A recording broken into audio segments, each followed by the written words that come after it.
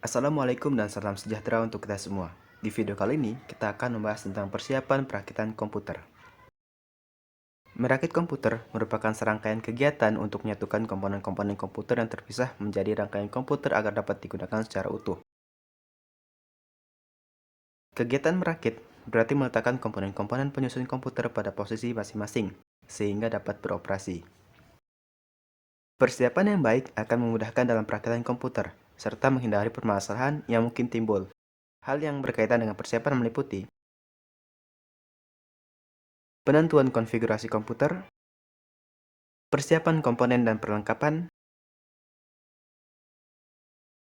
dan pengamanan.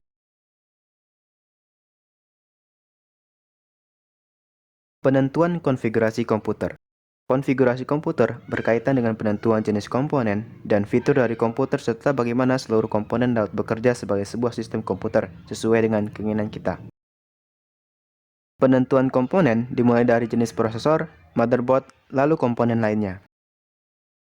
Faktor kesesuaian atau kompatibilitas dari komponen terhadap motherboard harus diperhatikan, karena setiap jenis motherboard mendukung jenis prosesor, modul memori, port, dan input-output bus yang berbeda-beda.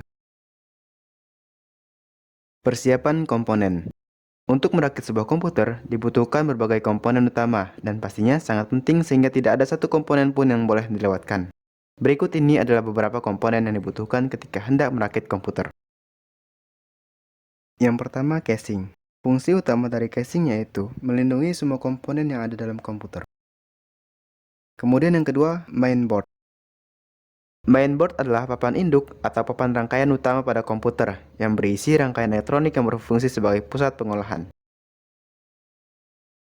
Prosesor adalah komponen komputer yang paling utama karena sangat menentukan baik buruknya kinerja komputer. Kemudian RAM. RAM atau Random Access Memory adalah internal memory yang berfungsi untuk menyimpan data. Kemudian hard disk. Hard disk merupakan piranti penyimpanan sekunder di mana data disimpan sebagai pulsa magnetik pada piringan metal yang berputar yang terintegrasi. Kemudian kabel SATA.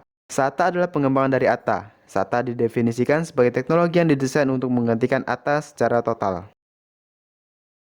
Kemudian power supply. Power supply adalah sebuah perangkat komputer yang berfungsi untuk mengalirkan listrik ke setiap bagian komputer agar dapat berjalan. Kemudian DVD-RW. DVD-RW adalah cakram optik yang dapat ditulis kembali dan memiliki kapasitas sama dengan DVD-R, biasanya 4,7 GB. Keuntungan utama DVD-RW dibandingkan DVD-R adalah kemampuan menghapus dan menulis kembali sebuah cakram DVD-RW. Selanjutnya, mouse.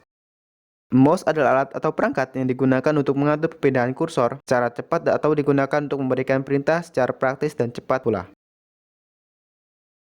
Selanjutnya, keyboard.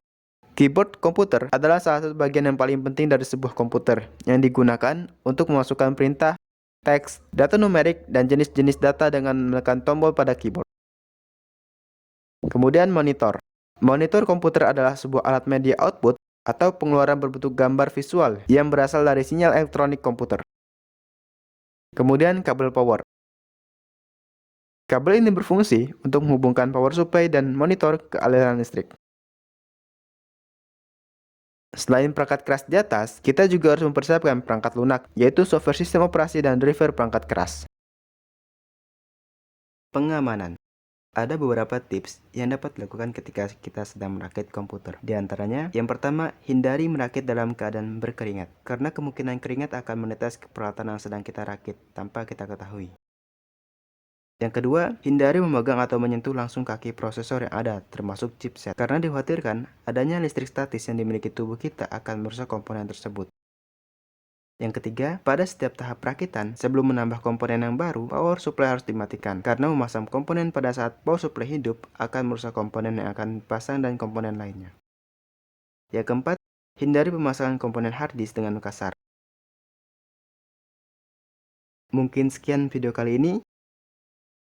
Terima kasih. Wassalamualaikum warahmatullahi wabarakatuh.